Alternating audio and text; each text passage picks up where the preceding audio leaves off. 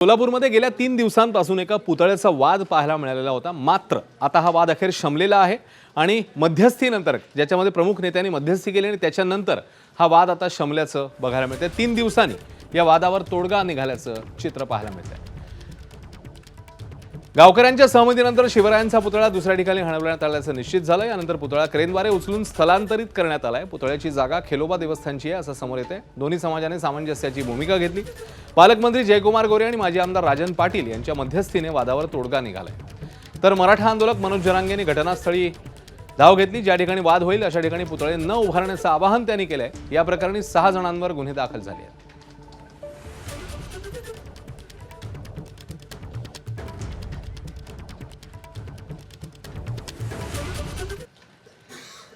मोजणी कंप्लीट केली। मोजणीचा निकाल आला आणि त्या ठिकाणाहून ते देवस्थानची जागा असल्याचं सिद्ध झाल्यानंतर आपल्या सगळ्यांचे आराध्य दैवत छत्रपती शिवाजी महाराजांचा पुतळासुद्धा सन्मानाने बसला पाहिजे। त्याही पुतळ्याचा सन्मान झाला पाहिजे, महाराजांचा विचाराचा सन्मान झाला पाहिजे, म्हणून आम्ही त्या पुतळ्यासाठी शासनाची जागा देण्याचा निर्णय घेतला। कलेक्टर महोदय असतील आणि अधिकारी असतील यांनी जी जागा त्या ठिकाणी 815 गट नंबरमध्ये सिलेक्ट करतील त्या ठिकाणी आम्ही महाराजांचा पुतळा बसवणार आहोत।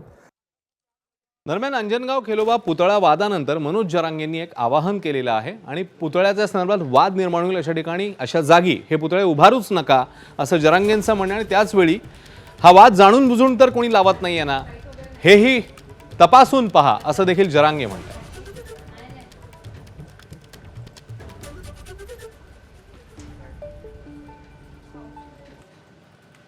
नाहीये लावला जातोय का काय अशी मला शंका येते। लावला जातोय की काय, हे पुतळा विकणारा कोण याचा शोध घ्यायला लागणार। मला माहितच नव्हते कोण इथं काय आहेत, कोण पुतळा देतंय का कोण घेतंय का काय प्रकरण आहे। आता कोणी येणार फोटो काढणार आणि मी त्यांच्या सोबत हे म्हणणार, म्हणजे असे काहीतरी गैरसमज पसरायचे। माझं नाव वापरून विनाकारण मलाही कोणी डाग लावण्याचा प्रयत्न करू नये। दुसरं की वाद होतील अशा ठिकाणी पुतळे उभा करू नका यार। आपल्या राजानं जगासाठी लय केलंय, आपल्या बापानं जे केलंय ते कोणालाच नाही करता।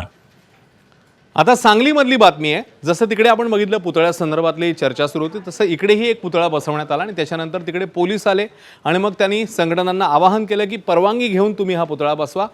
राम मंदिर चौकामध्ये मध्यरात्री छत्रपती संभाजी महाराजांचा हा पुतळा बसवण्यात आलेला। हिंदुत्ववादी संघटनेने हा पुतळा बसवलेला। त्यानंतर पुतळ्याच्या जागी पोलीस आल्यावर परवानगी घेऊन पुतळा बसवावा अशी विनंती त्यांनी संघटनेला केली। पोलीस आणि प्रशासनाने मध्यस्थी केल्यावर पुतळा सन्मानाने चौथऱ्यावरनं खाली घेतला आणि सुरक्षित स्थळी ठेवलेला आहे। तर प्रशासनासमोर झालेल्या बैठकीत पुतळ्याच्या जागेबाबतचा तिढा सुटलाय। त्रिकोणी बागेजवळ जागेत पुतळा बसवला जाणार आहे, तिथे भव्य स्मारक देखील उभारलं जाणार आहे।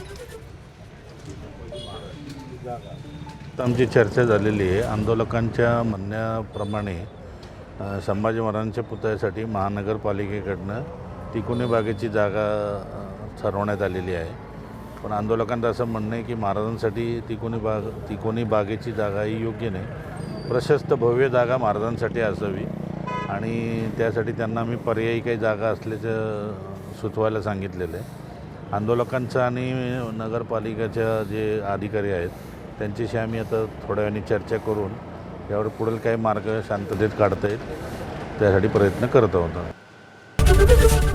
एबीपी माझा, उघडा डोळे बघा नीट।